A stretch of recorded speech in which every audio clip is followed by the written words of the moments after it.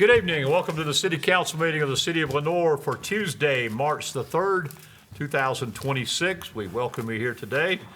Today is Election Day, of course. I hope you have been out and exercised your right to vote today in this community and for our leadership, state, and others across the nation. For that, you have till 7:30, I think, to vote this evening if you haven't done that. So we encourage you, please, to do that if you still want to and can. As we always do, we'll start in just a minute with a moment of silence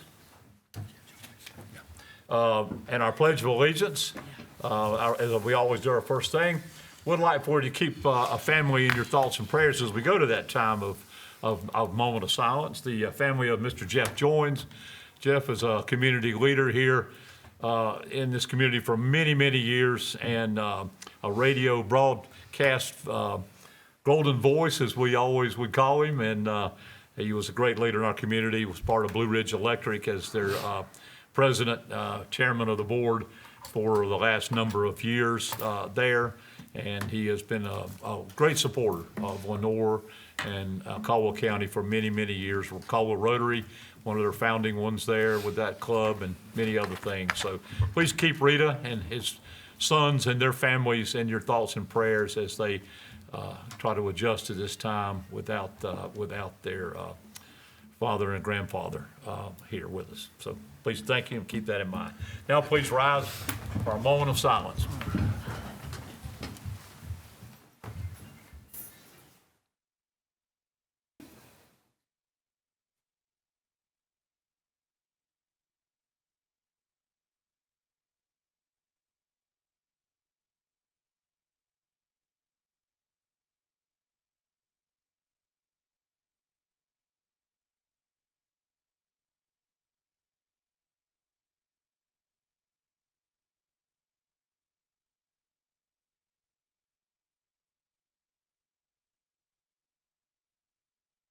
Thank you.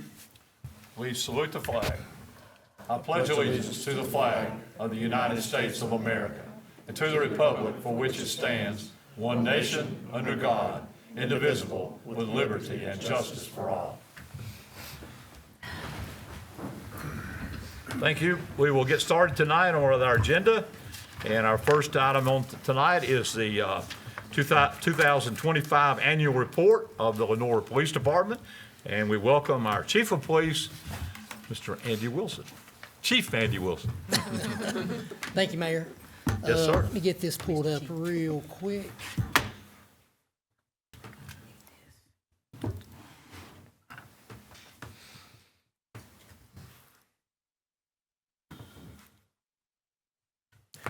So again, yes, 2025 annual report for the Lenoir Police Department. Thank you for giving me the privilege to present this to you. I'll give you some of the highlights throughout the report. Obviously, it's a 22-page report that is in your packet that will be posted online to the police department's website through the City of Lenoir, so for everyone to see, as all of our other annual reports are on there. I think I looked at it today.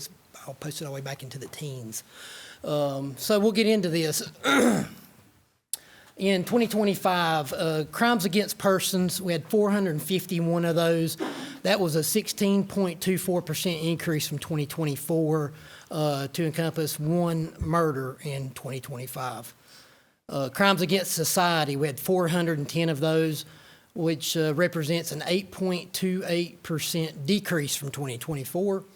And then crimes against property, we had 897 of those, which was 5.68% decrease from 2024.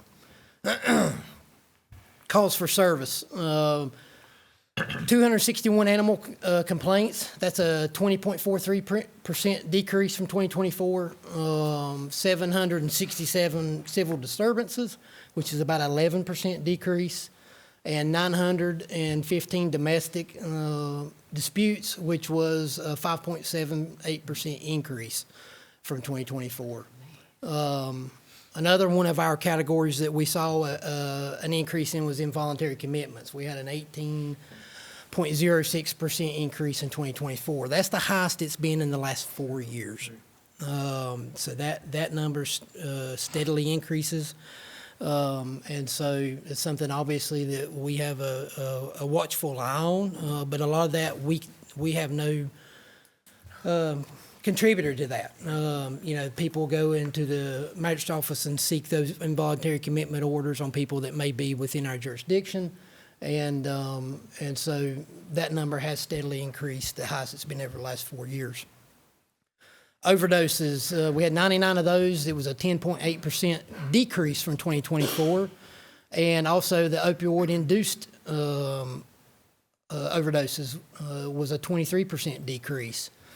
We used Narcan 64 different times with 50 likely lives saved in 2025. So our officers carry Narcan on their person, and they have been for several years now. So we have administered that 64 times. A lot of times what you find is law enforcement's the first person there. They're there before fire, before EMS, and so we carry that on our person. All of our officers do, to be able to administer that when needed. Criminal charges, 2,577 felony and misdemeanors, 290 drug charges, and 96 alcohol violations. We had 1,021 crashes with 3 fatalities in 2025, 3,839 vehicle stops, 2,438 citations with 1,214 warning citations. Investigations divisions recovered $309,591 worth of stolen property. Our narcotics officers seized $3,052,606 worth of illegal narcotics, and that includes assisting other agencies. And 69,861 cash and property seized. Our patrol division answered 24,174 police calls for service. That was a slight decrease from 2024. And those calls for service are the ones that someone calls into, either 911 and or calls the police department requesting a police officer respond. 11,813 special checks or house checks is where we either someone fills out documentation to be able to check on their property, whether that be business and or residential, and just special checks throughout the whole entire city of Lenoir. If there's things, construction going on or different areas, we check those areas constantly. And 933 call follow-ups, and that typically is tied to investigations, to where we're following up on cases and following up with people. Our investigations division investigated 2,365 criminal cases and 250 nuisance cases. Of those criminal cases, 29 of those resulted in search warrants, 17 knock and talks. In the nuisance cases, 150 of those were owner abated, and that's where the owner themselves, they've been given a notice of violation, and they conduct whatever, whether that be grass, whether that be junk and debris, whatever, they get that fixed and within code, and so they abate that themselves, and 27 of those had to be abated by the city. Our communications division answered or processed 52,813 phone calls and 315 after-hour water and sewer service calls. So that's a busy department. That's constant. In all, 39,566 citizen contacts. Out of those 39,566, only 21 of those resulted in a use of force. That's a 44.7% decrease from 2024, which is also equivalent to 0.053% of the time that we have a contact with a citizen may end up in a use of force. That's low. It's very low. Our guys are trained in crisis, intervention, de-escalation. We continue to do that with all of our newer officers. That's a standard for us and something we continue to push. And that's these numbers are direct results of that. Other statistics, we processed 16 ABC permits, 35 backgrounds, 160 Crime Stopper tips. We conducted 10,452 training hours, and we have 32 officers that have professional certificates. That's 58% of our staff, which again, and I know you've heard it in the past, that enables us to have a 7% discount on our law enforcement liability insurance. So those professional certificates matter. It's a well-trained professional officer that understands the ins and outs of what the job is and what it calls for, and they have to get, it takes years to acquire that professional certificate. Some of these certificates can take upwards of 12 years to acquire, and so we have 58% of our staff that hold those certificates. During 2025, we did some slight restructuring. Our C platoon, which is our community resources platoon, was in support services. We realigned and put those officers back under the patrol division. And some of the thought process there is our community services platoon are in uniform. They're our SROs, our community resource, our downtown district officers. And for efficiency and effectiveness, everyone that's in a uniform day in, day out is under one division. That for management purposes, for allocation of resources purposes, that makes sense to have it that way. And because when you have them in different divisions, sometimes the communication may fall. And so we made the decision to put them back under one division, and so that's where that comes from. We were also able to add an IT specialist, which aids in digital forensic analysis. As technology advances, we have to be able to keep up with technology. From phones to cameras to computers to, you name it, it's all way over my head. But we have an IT specialist in the city that is a part of IT already. They are a sworn officer with the Lenoir Police Department. But this individual aids us in those digital forensic analysis, and so that's a big deal. Strategic investments over the past year, obviously the automated license plate readers. We were able to upgrade our in-car communication equipment to be Viper Phase 2 compliant. That was mandated by the state that we were not compliant as of July 1 of 2025. We were able to upgrade that in-car communication equipment to become compliant. We also upgraded our in-car mobile data computers. Those mobile data computers in the patrol cars houses everything the patrol officer does. They can remotely report, and so they don't have to come to the office and sit down in front of a computer and do their incident reports or their accident reports or any of that. They can do everything from their car. They've been able to do that for years, but with those systems, you have to continually upgrade those computers just like any other computer for the systems to be able to function, properly and correctly. And so that was a needed upgrade. Also, digital evidence storage upgrades. As we have began to tackle the evidence storage. I think you've probably heard for years our evidence storage is packed, and so we've been combating that problem. And one of those items that we were able to secure was digital evidence storage, which frees up a lot of space. And so that's how most do it, and that's how we need to continue to do it as we move forward. Just a couple of highlights of the year. We had our 20th Citizen K-9 Academy. We had 21 participants. It's a 6-week program, basic obedience. That's between that and the cadet camp, probably the two biggest. We have a ton of programs going on all the time in our schools and our different groups throughout the city. But our K-9 Academy is one of the biggest ones. And then, obviously, you met the 3 new K-9s that we were able to acquire in 2025. Mayor Pro Tem Perkins there. If you want, I can have them come in, get a picture with them. But you were able to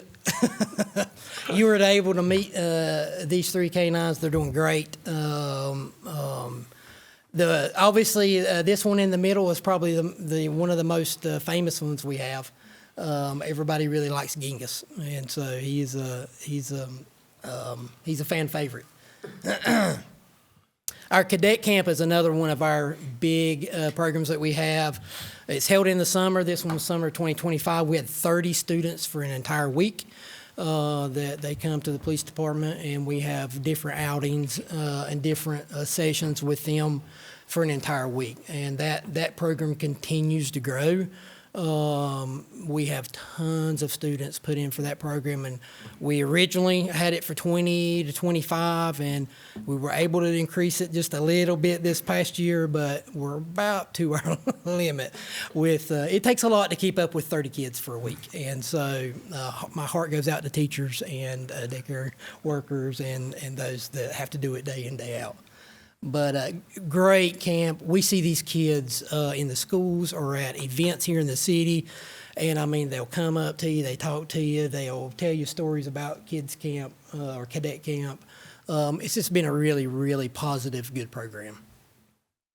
2 employee recognitions. Our officer of the year was Corporal Logan Barrett, and our employee of the year was our master telecommunicator, Rhonda Howell. That's voted on by everyone in the police department. It's anonymous, and so these 2 individuals do an absolute fantastic job. No surprise here that these 2 were recognized as the 2025 Officer and Employee of the Year. And with that, obviously, the document you have is 22 pages long. I'll be happy to answer any questions that you may have. Mr. Mayor? Thank you, Chief. Yep. Any questions, Chief Wilson, concerning the report? Chief, are those computers in each car assigned to an officer, or are they assigned to a car? They are assigned to a car. Okay. And so. So several officers may be using them. Well, yes and no. Okay. Typically, the officer is assigned to the car and the computer is assigned to the car, and so it's one officer, because we have so many different systems that they have to log in, log out of, state, obviously, systems and different things, and so that computer stays with the car, but it is that officer's computer. Thank you. Question. Thank you. Good report. Anything else? Yeah. Anything else? Thank you, Chief. Yes, sir. Thank Appreciate you. it. Good report. Thank you. Appreciate all the work that goes into that. Okay, we'll move on our agenda. We do not have any matters scheduled for public hearings this evening, so we'll move on to our consent agenda items. Tonight is 3 items. They're minutes of the City Council meeting of Tuesday, February 16th.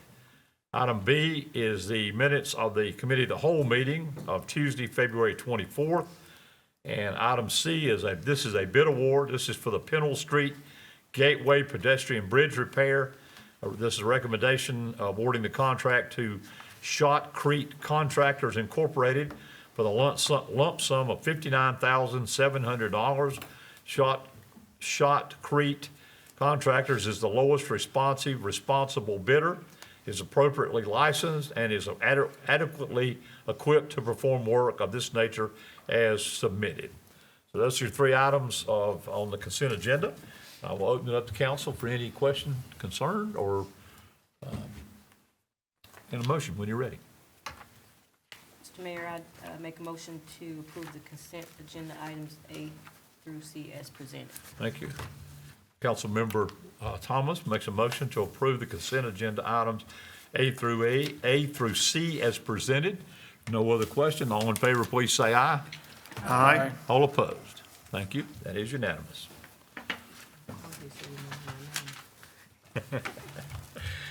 All right, next on our agenda is a time of request and petitions of any citizens. If there's anyone who would like to address the council, this is the time to do so. If you will, we want to come forward, give us your name and address. You're welcome to do so. At that, we would ask you, if you would, to keep your comments to about 3 minutes, if you will, because we do have an agenda to do, so we would appreciate working together on that, if we can.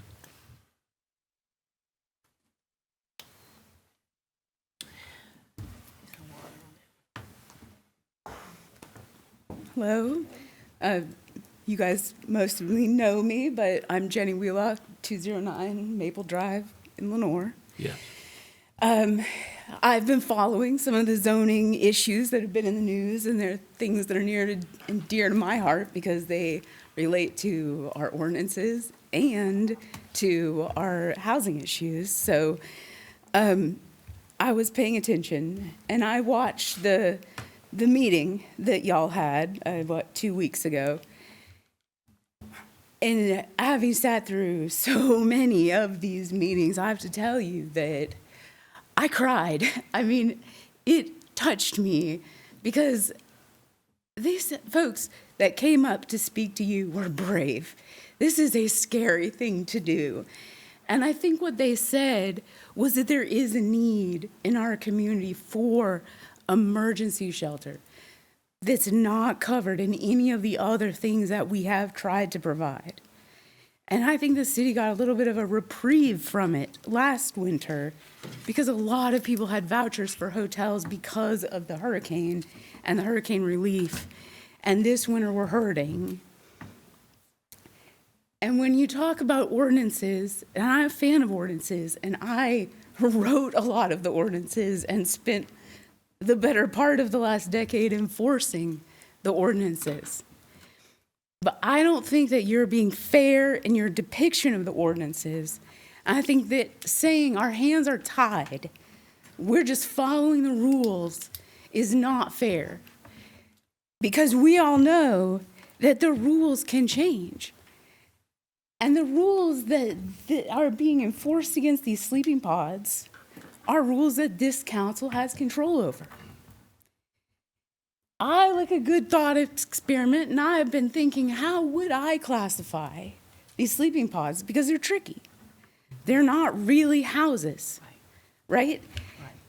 They're not an emergency shelter in a specific sense. And our zoning code is silent on them. There's not a rule that you can point to say they're not allowed, just like there's not a rule you can point to say that they are allowed. That means the discretion is entirely up to your staff, your planning board, this board. There could be a different outcome here. I think it is unfair to say that the ordinances are in place to protect people's safety while saying that emergency shelters should be in the county because we simply can't accommodate them under our zoning. I think that means the zoning should change.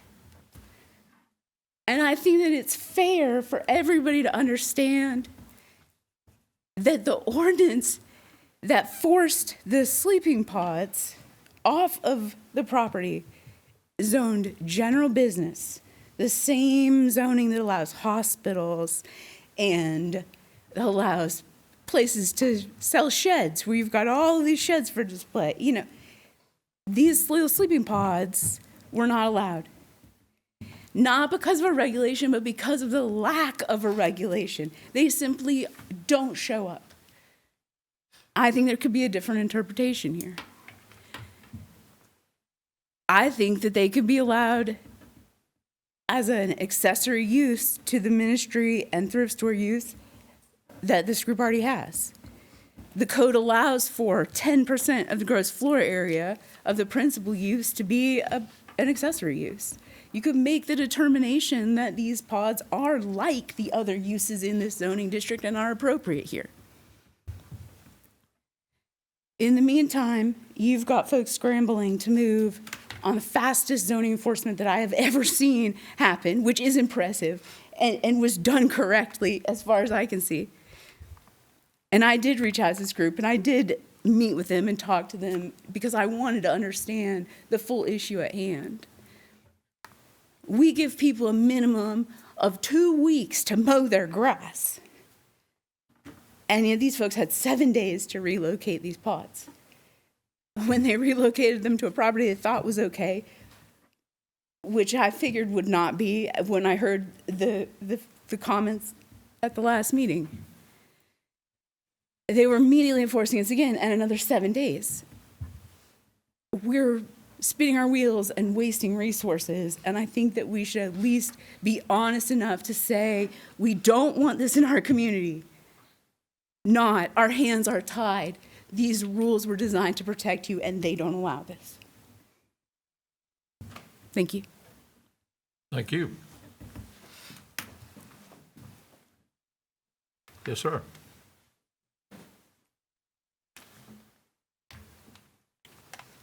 My name's Patrick Christie. I'm the one built the old pawn shop. I didn't break no ordinances, didn't break no laws. I reviewed all your codes, and I want to verbally announce, I want to appeal your decision, and we need to relook at this. Y'all can have anything you want to do, hate me in any way you want, like me, it doesn't matter. This wasn't about anything like that. We had to either take them pods or lose them. You know what? I got 20 more coming that'll be here Friday. I do disaster response. We're one of the best in the business. That's why the state relies on us. That's why the federal government relies on us. This whole state works with us. So why won't y'all work with us? We work with every county in North Carolina except for y'all. So maybe y'all need to look at yourselves, because there's got to be an issue there. You ain't got to like me, but I'm good at what I do. That's why we got a plaque and got an award for Helene. You know, FEMA's been to our warehouse. They know everything we do. The state knows everything we do. Everything that we did, we documented, we sent to the state level. We sent it to your emergency management. Even when it stopped, we still kept giving our numbers to the state. So we followed the rules. And that was our emergency during an ice storm. We had the pods, why not use them? I got fire extinguishers. You want me to put smoke detectors and carbon monoxide in them? I'll do that, no problem. They're FEMA regulated and permitted, so why can't you permit them? If FEMA can use them, why can't y'all?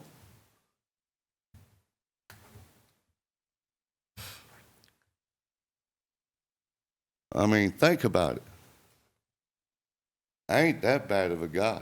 I just don't like being chased down. Thank you for your comments.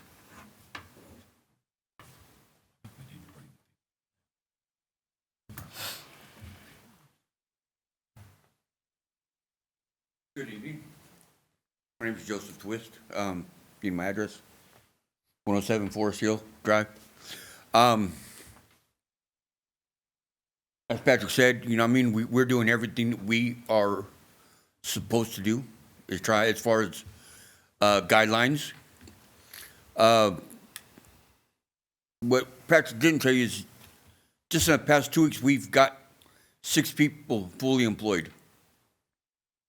I mean, regardless, after everything, you guys keep trying to push us and push us and push us. Well, that's not keeping us from stepping forward and doing what we got to do. I mean, we're still out there helping people. Like I said, we got 6 people full employment. I mean, and we're doing that on our own. We're going to keep fighting this until we get it right. You know what I mean? We got to come to terms with y'all. Y'all got to come to terms with us. Because I mean, we're gonna steady, and we're gonna keep bumping heads, and we're gonna keep bumping heads until there's a line that we can both come to and agree on. We want to help these people, and you guys say you want to help. Show us. Meet us in the middle. I mean, I'm a firm believer in the Lord, and you guys say you are. Well, if we're going to walk this walk, then let's walk it together. You know what I mean? Let's all believe in the same God. Let's all hold hands, and let's do this together.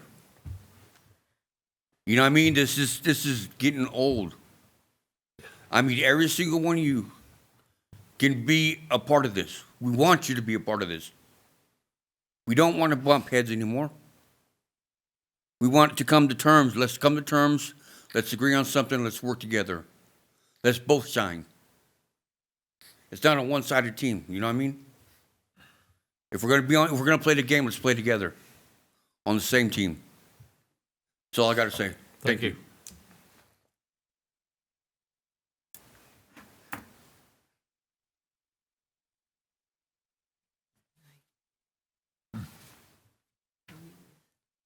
Hi, I'm Alice Fuston. I live at 107 Forest Hill Drive. I think you guys ought to believe in people. Anytime one of you guys could become homeless. I was homeless and I got on my feet thanks to Patrick and Denise. Believed in me, you know? And that's all it took. I was a drug addict all my life. I'm 4 years clean now. Because it took them to believe in me to know that, hey, there's something out there, you know? Look, so we have, like you said, 6 people who got a job, on their feet, doing well now, because what we believed in them. You know what, matter of fact, we took drug tests, all these people that was there in those pods, and everyone come out clean. When they first got there, they weren't, but now they are. So what, we got to throw them back out in the street because we can't have the pods so they can get on their feet and get somewhere? It's not right. It's not right. You got to give these people a chance. Some are out there just because they have to be. It's not because they choose. They have nowhere to go. So what they turn to is drugs. You know, you ought to look at the big picture. We are helping them, and help us. Help you. Just give it a little thought. Come to terms that we are somebody. They're somebody. They just need a little help. You can't push them because they're homeless. I understand some of them are way out there and stuff. I understand. But give somebody a chance, because that could be one of you just as well as it was one of them and myself. That's all I got to say. Thank you.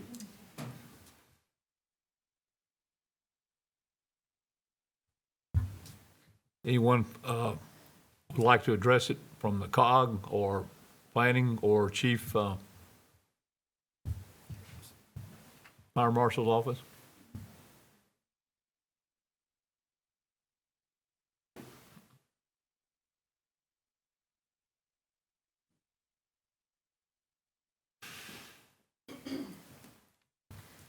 Hey, I just want to clarify some things, I guess for the public record. I believe you all already know this. My name is Hannah. I'm the Lenoir Planning Director, and neither site where these pods had shown up had gotten property owner permission to host homeless folks on site. At this is my time. Yes, sir.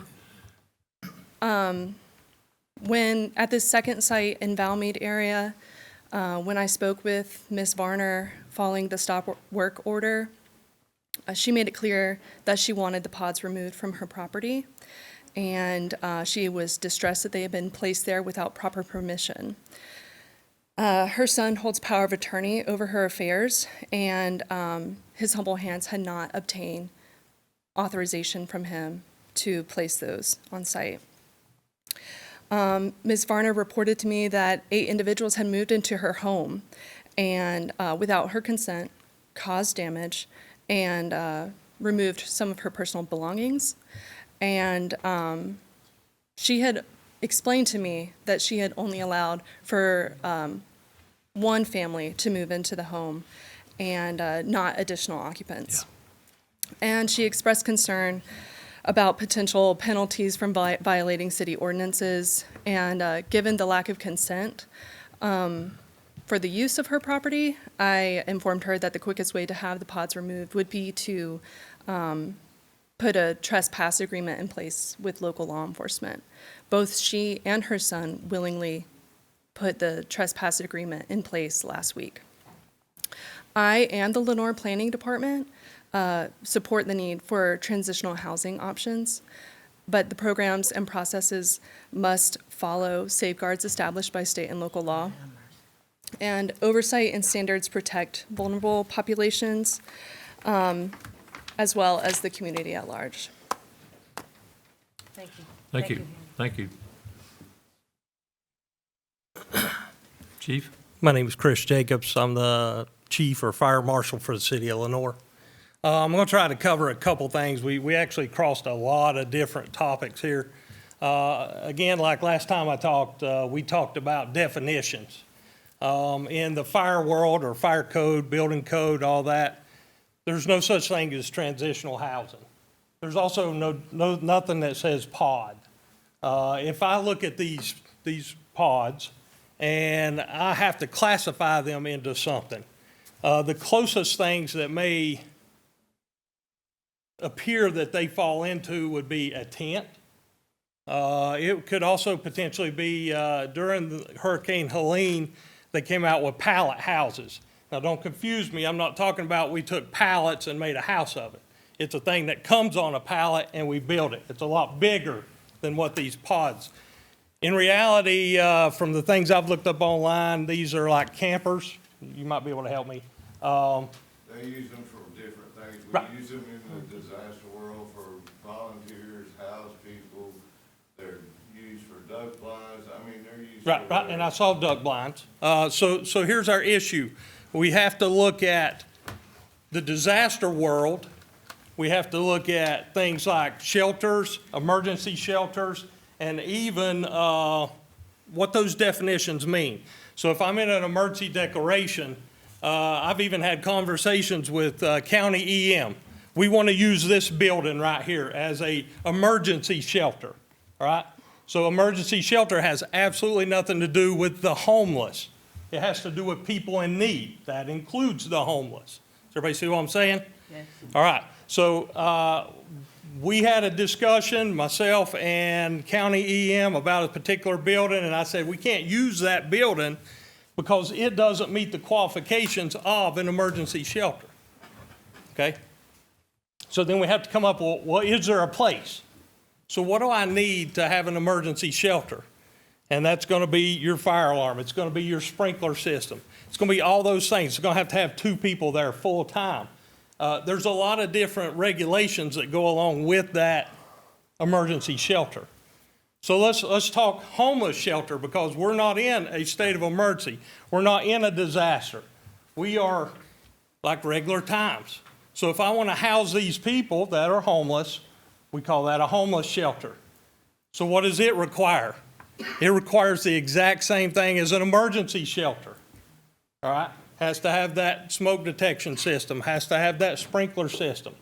It also, there's another thing out there that's called an overflow shelter. That's during that state of emergency, when the emergency shelter overflows. It gets reduced. It doesn't have to have anything but the same amount of population. It's got to have those 2 people. They got to meet their requirements. But all it has to have is a fire alarm.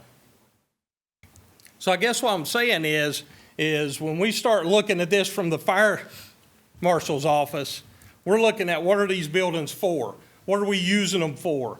We're looking at the planning department who is listing it as a certain thing, right? And we're not listing it as that. This is not a disaster. So was you gonna have the people freeze to death out No, there? I'm not. And we talked about that last time, correct? Right, but Yep. that's got. Sir, wait just a Go minute. ahead, Wait. Yep, go ahead. 1,500 degree, it's got to be over 1,500 degrees before it You're even good. catches fire. You're fine. Good. Okay. So anyways, I just wanted to let y'all know that. right. The idea of this is all about the definitions. If we classify it as a particular topic, if I want to call it a pod, then that pod has to be listed throughout all this stuff, including North Carolina Fire Code, North Carolina Building Code. What are we going to do with this? What keeps it safe for our people that are going to be living in this particular device, structure, whatever it is? Okay? Because again, if I let them freeze, that's me. If I don't let them freeze and I put them in this thing and they die in it, that's still me. So I have to be really careful, just like Hannah does, about what we allow and what we don't allow. It's not about, can I change the ordinance and make it what I want.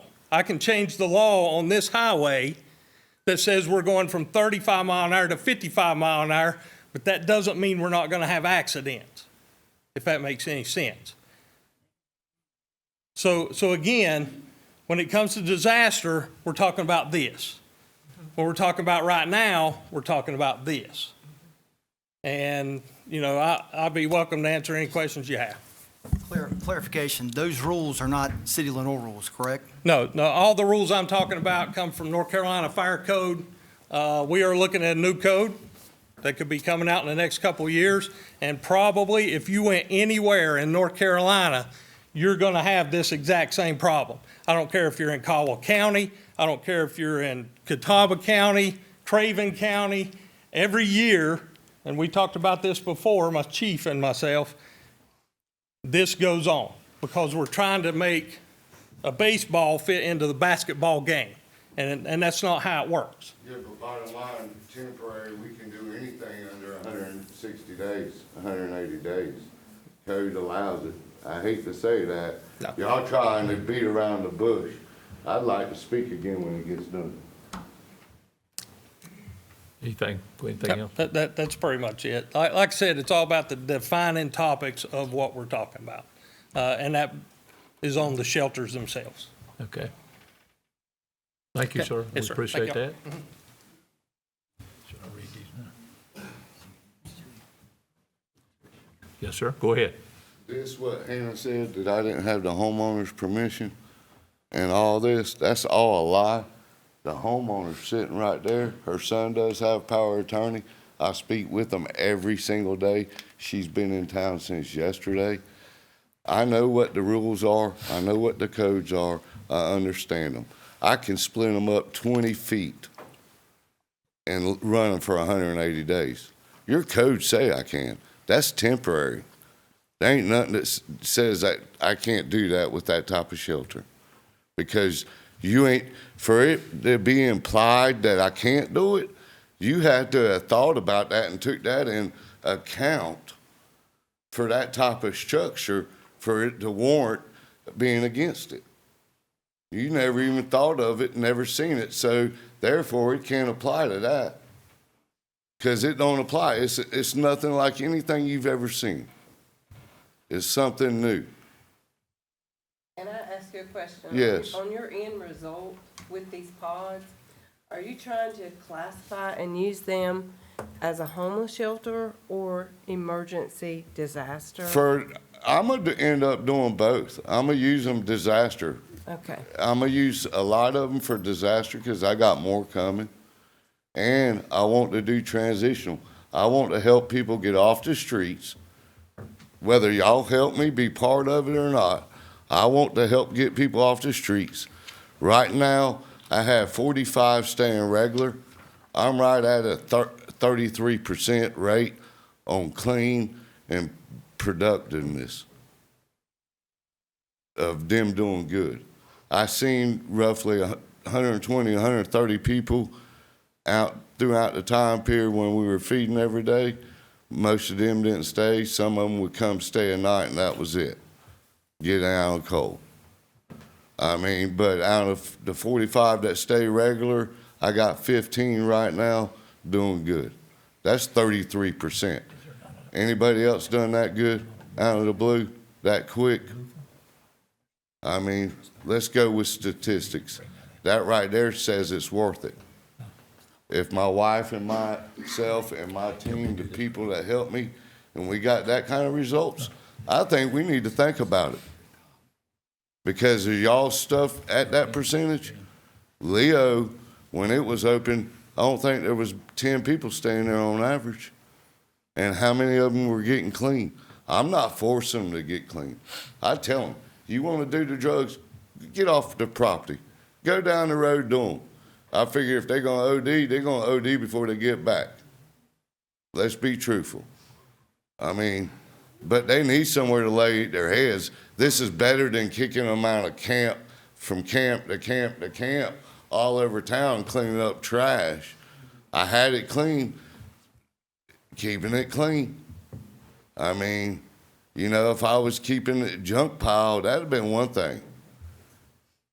You know, this could be really a good thing, and we could use it as a role model for the rest of the state and try it. I mean, this has been, I don't know if y'all realize it or not, it made national news. So y'all might want to really consider this, because I've seen some emergency managements out of Iowa saying they were going to reach Trump about this, reaching the governor's office, the new AG that likes going against corruptness. I mean, so, and the governor's office, lieutenant governor's office, everything. You know, all we're trying to do is work. Let us work. We'll work with y'all. I've been willing to work. I ain't had nothing but pushback since I've been in this town. I'm going to continue to do the Father's work, whether you like it or not. And if I broke so many laws, why ain't you got me in jail? I am a concealed carry guy, so I must not be too bad of a guy. If I'm registered to carry. I mean, so that don't get handed down to everybody. Thank y'all. Ben, Amber, anything from? Please.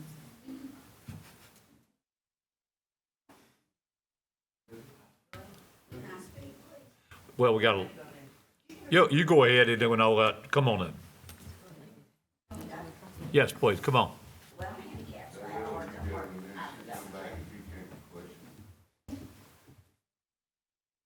Hello, everybody. My name is Angela Varner. I own the property.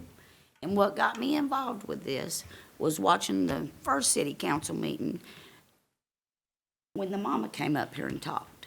And she had those two little babies. And that really touched my heart, that she was sleeping in the streets and that anybody in this board or in this room was okay with that. And you'd come up with a code to say that was okay? No. Seriously? No. That's not right. And I don't know nothing about government. Only thing I know is I voted for Trump, and I believe in him wholeheartedly, and I believe he's here to make some changes, and I think he's doing it, and I pray to God y'all get on board with it, because it's not right to throw anybody in the street. We just had a girl got ran over. A homeless lady just got ran over and killed right down the road from here. The driver that killed her got out and looked at her and got back in her car and drove off. Why is that lady driving out here on these streets and she's not been arrested or charged with nothing? We got a dead lady up here in the street. But we got everybody on the board, the police. I've had all kind of police after me. I ain't never had a cop after me in my life. Except for one stupid thing my dumb husband done. Didn't have nothing to do with crime, I promise you. But I want y'all to put into your heart and your soul and seriously think about this. Go over at my house. I would invite any of you to come in my house and watch these people. You see this guy right here in the white shirt? You see? I've tried to help this man for 5 years, get him off the street to keep him from dying. Today, he is sober at my house. We got all these services here, right? He ain't been helped. He ain't been helped first time till young Patrick. Does that not touch y'all? He's been RHA. He's been everywhere. I brought him food. I've loved him. I've met him where he was. And every Christian in this room needs to take this in your heart.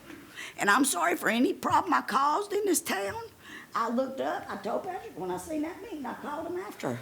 And I said, I got a little piece of land over here in the county. I've been trying to get it remodeled for this very thing. Pastor Paul Pruitt, to tell y'all, I came up here in 2018. My daughter was murdered in North Carolina. Her murderers had never been charged for what she done, for what they done. But I called Pastor Pruitt and I said, I can't look at God right now. I'm so mad at him, I can't stand myself. And it's making me feel ugly inside because I can't pray because he took my daughter from me. I gave her, I said, God, I'm giving Lisa back to you. She's lost right now and she needs you. I can't help her. She was yours before she was mine. And she was dead a month and a half later. And you talking about cussing God, honey. I lost all my religion. I was mad. I wanted my daughter back. but I didn't want her on the streets on drugs. So she's with the Lord. Y'all please help these people. They're begging for help. I know you got all the resources, you got all the bureaucracy, you got everything else, but where's your heart? Where's that at? We got codes, we got cops chasing me up and down the road. I don't even have to say so over my own life right now. My son does. But I got a voice, and I hope y'all hear it. And please be compassionate to these people. But let me go back to how the pods got on my property. I told Patrick about I had the acre of land. Well, I got this house over here. I want y'all to go look at it. Look up my taxes, okay? Go look up my taxes from last year. And watch what I've been paying and what I got to pay now on my disability check, okay? My house got 3 walls on it right now. And my taxes went way past anything I can afford. But I keep my taxes paid because I do without. Well, I said, Patrick, do you have any construction experience? He said, I sure do. I said, well, I need these pods poured. I need this pad poured over here, my concrete pad, so I can get my bathrooms built. I've hired a bunch of people around here. Every person that's came to my property has ripped me off and took my money and didn't do right. Y'all want to come see it? I got all their names because they sure have stole from me. And I'm upset about it because I couldn't afford to be stolen from.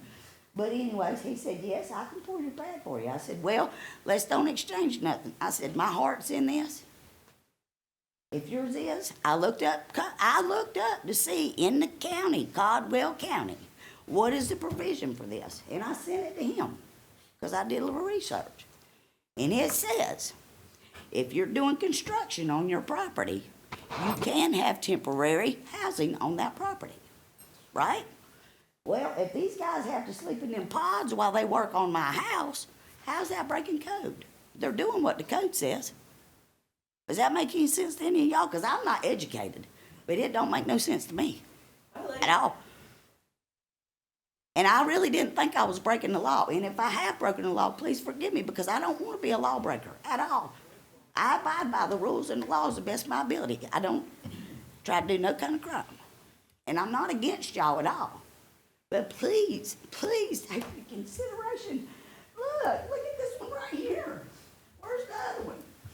I don't want to put anybody's business on the street, but these people go right up here every morning and they get legal medicine from this government to keep them off the streets and keep them off drugs. They're in my house. They're doing good. You know, everything didn't work out in the beginning. I was upset. My son was upset. We was all upset.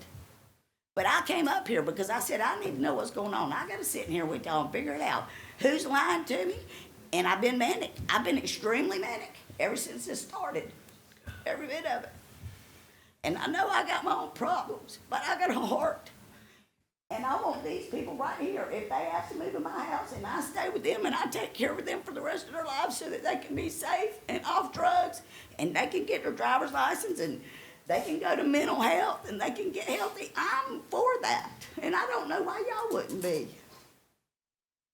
I don't. I can't sleep. I can't think. I'm going crazy. Help us help them. If Patrick's willing to, he's done every bit of this for free. Donations, period. No money. He ain't on no board. He ain't got no committee. And all them's mad at him. They don't want him in his club. That's their club and he ain't invited. Okay? That's just the way it goes. I love all y'all. I'm sorry. I'm sorry to y'all. I apologize. But please, let's help these people. Okay? Thank and you. I promise you, there's no drugs on my property. There's no alcohol on my property. Everybody there's fed, they're bathed, and they're loved, and they're nurtured. They're going to Social Security to apply for things that they need. They would apply for housing, but I think a lot of them's on waiting lists or just can't get no housing. They don't have a driver's license. But I do got a success story. One guy that was here with us, cutest little thing y'all ever seen, he's just a baby. I mean, he might have been 20 years old. He had a dream of becoming a chef. That's all he wanted to be. Clean cut, looking like he just walked out of the lawyer's office. When I met him the other day, he said, I get to go to Texas. He said, Patrick, help me get my ID and get some paperwork, and I get to go be a chef. Patrick put him on a bus and sent him to Tennessee and paid his way.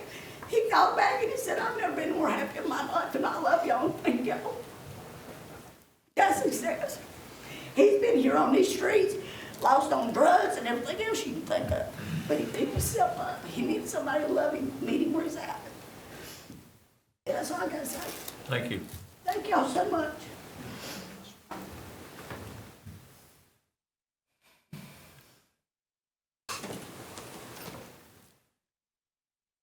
Good afternoon, or good evening. Amber Bradford, I'm with the Homeless Response Team. The last time I spoke, it was extremely important to have a discussion about how we need to stop this us versus them mentality. But I want to just stop and pause for a second because there's been several things that have been said that I just want to make sure that we're clear. So Ms. Varner did reach out to us last Wednesday with the Homeless Response Team. I spoke with her at length last Wednesday, actually, and I'm without giving you the details of the call, I will tell you there were some concerns that were presented to me that Hannah had mentioned that were presented to her. And so I think just for transparency purposes, just to make sure that we're aware, she was very appreciative, returned the call. She was very frustrated. And I'm not sure if that has been remedied now with the relationship that you have, but there was concerns about the individuals that were on your property. I won't get into all of the details, but I do have that information if needed. She stated multiple times she didn't even know, as she said, that this existed until she watched the city council meeting. And I was, like, as I told her, I said, you know, I meant what I said when I said we need everybody at the table and we've got to figure out a way to come up with a solution together. I gave out our information. I've reached out to his humble hands several times via email and phone. Several of the groups that are working with homeless individuals with services in our area to ensure that they had our contact information. Just because, as I've said, just because we're connected to a system that is a little bit bigger, that actually makes the difference, right? You have to be plugged into those systems. There's been a lot online just with that us versus them mentality. I will tell you, the folks sitting in this room, we've had calls with everyone here to figure out a game plan for this to make sure that it's done in the correct way.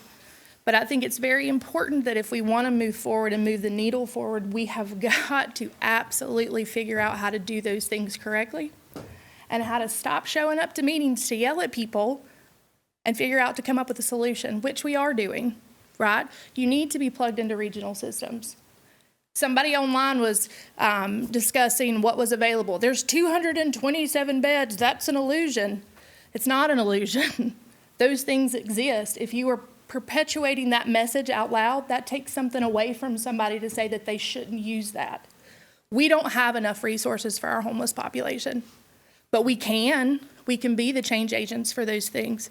So I just want to say, we did again speak to Ms. Varner. She did kind of express issues with the pods. I know that you had mentioned having the lady with the kids move into your space, and then you were concerned about other people who had moved in.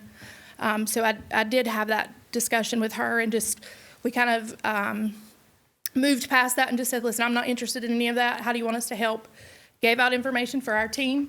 I think we've actually had some folks call our team trying to figure out how to navigate complex systems, and they give us a birth date or they'll give us something and say, hey, I'm trying to get an emergency shelter. If you can get people in housing a lot faster, I would love to have you as a part of our team, because it doesn't exist. Emergency housing doesn't exist anywhere outside of our shelter spaces. If you got 233 beds, why was it possible to put people in the bed if they're empty? So actually, if you would like for me to answer that, I can get you into supportive housing if you are looking to get connected based on substance abuse a lot quicker than I can if you're a single individual looking for things. There are things that exist across our region, not just in Caldwell County, across a 4-county region that we serve. So if you're interested in having that information, I'm happy to provide it to you. Do you guys have any questions for me? Do you guys have any questions for me? I didn't ask that last time, so I just want to make sure that you guys, if you had questions, I could answer those. Thank you. No, any questions? Just to clarify, when you say "we," you're talking about the Western Piedmont Council of Government Yes. and your homeless response team in particular. Thank you. Yes, I am. So we actually serve 4 counties, and McDowell is our 5th one that we serve. We are the unsheltered access coordinator for North Carolina Balance Estate. I think that information was put out in a bulletin. That's just a big bunch of language to say that we're connected to regional systems. We're connected to DSS. We're connected to RHA. We're connected to VIA, to partners, to nonprofits. We staff individuals biweekly based on needs. So if you have folks with complex needs, we work to get those connected to housing needs. Housing is not the only thing that we do. So are you looking to get transportation, medical, documentation, workforce? Those are the reasons that you need to be a part of conversations that are bigger than just one group doing it. Thank you. Thank you so much. Thank you. For your time. Thank you. One more, go ahead. Okay, Western Piedmont Council of Government is a nonprofit, correct? No, it is not. They've answered it is. No, it's not. Profited $22 million since it's been open in a few years. Not true. Statistics says it is. Well, that's, I don't know where those came from. Anyone else want to address the council?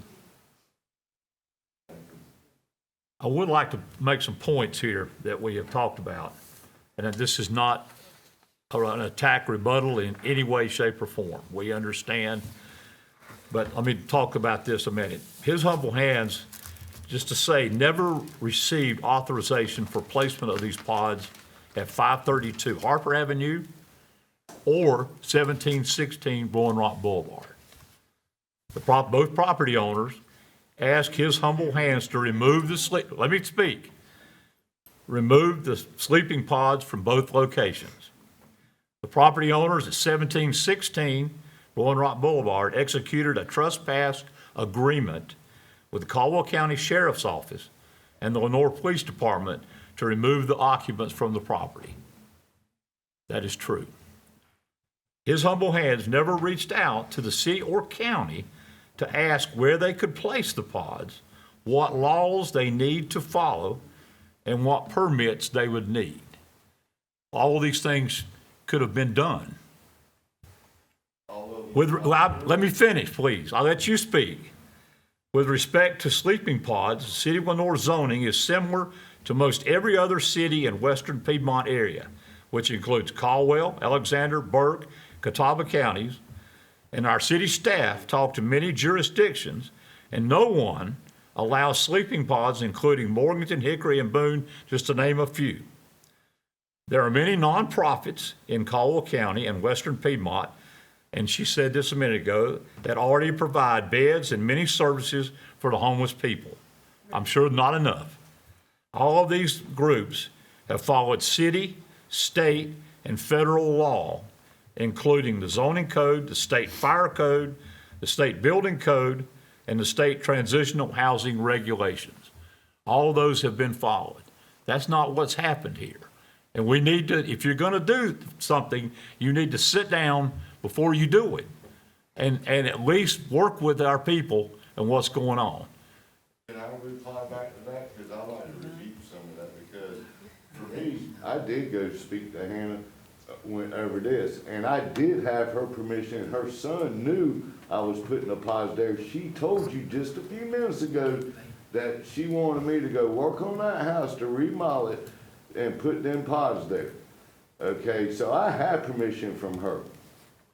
I'm just So telling you, you're I'm just sitting here telling you saying what it's was happened on it. But We're not gonna true. debate She this. just sat there and told you that wasn't true. You're saying I never had permission. She said I did. She told you that. She has a power of attorney that, I spoke with her son said it too. well, I'm just telling you what happened with the police and the sheriff's department, that's all. So no more we need to discuss about this. No, ma'am, we're gonna close the conversation tonight. We have talked all we need to talk about it. About the pods, it was the people that it was freezing weather, nobody stood up and said, come to my house, come to my house. We understand, thank you very much. You just wanna cut me off. Well, everybody to speak that has to speak. Thank you. When y'all ready to work, when you call. Okay, thank you. We're going to move on. We do not have any reports of our boards and commissions this evening, so we move on to report and recommendations of our city manager, Mr. Hildebrand. Mayor, Council, we have a planning board meeting scheduled for Monday, March 9th at 5:30 in these chambers. The City County Service Committee will meet on Monday, March 9th at noon at J. Hugh Royal Civic Center.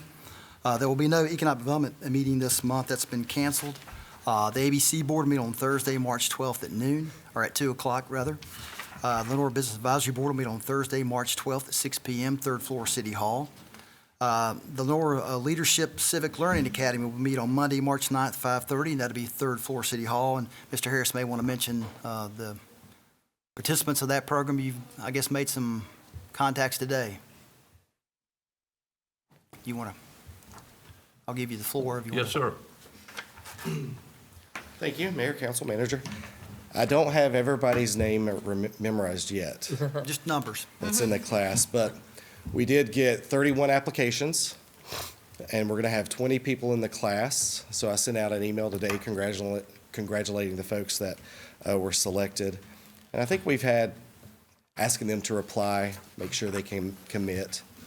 I think we've had 8 or 9 people reply so far, so I'm pretty sure we'll have a full class by Monday. I think it's going to be a great program, so thank you for your support. Thank you. Those that are on the wait, if there's a waiting list for those, if the class is not full. Yeah, I have a think that's waiting all list, that. so if somebody can't commit, I'll reach out to the next person and we'll invite them.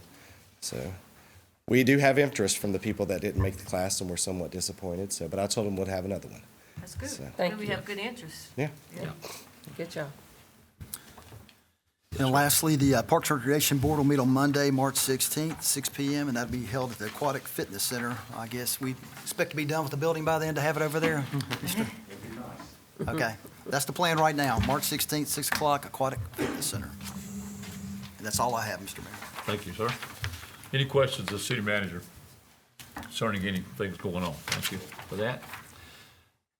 Any report from our city attorney tonight? Thank you, Thank Mr. Mayor, Council, City Manager. Nothing we'd have to report at this time. We appreciate it. Thank you for being here tonight to fill in for Mr. Rohr. We wish him the best, but I know he's having some family issues that he's trying to deal with. Happy to do it. We'll be thinking about him. I do have one report from the mayor's office. I have a board appointment. This is a recommendation for the council to appoint Mr. John Arnaud to be appointed to serve on the planning board for an unexpired term ending in June of 2027. This appointment was announced at our February 17th meeting, 2026 at the city council meeting. So I would present that to you for recommendation to serve on the planning board. Entertain a motion for that. Mr. Mayor, I make a motion to approve your recommendation for the appointment. Thank you. Have a motion from Councilmember Presswood that we approve the recommendation for appointment of Mr. Arnaud to the planning board for the unexpired term as presented.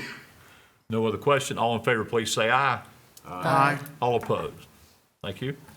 Any reports from any of our council members tonight? Anything to come up? Mr. Mayor, I'd Yes. like to really commend Josh Harris and the folks that are going to be doing this class. I spoke with a class of 10th graders at High Brighton High School this past week, and even though their teacher is fantastic and doing what she is supposed to do, there's just so much information. It's hard for people to understand all of these things because there's just so much information at the city level. So I really appreciate, as a member of the community and this council, that you're having this type of class, and I hope it's successful. I wish you the best with it, and it hopefully is something we could continue going forward. Yes, sir. And I'll just add that I am organizing it, and I am giving one of the presentations, but the manager and all the directors are doing all the rest of the 12 classes. So thank them as well, because you're correct, it's a lot of Thank you. information, and we live in an information overload age. You know, there's just so much to That's try right. to keep up with. It's difficult for everybody, so, And it's easy to get confused. for sure. Yep. Okay, thank you for that. Thank you, Councilmember Bill. Any other comments? If not, we stand adjourned.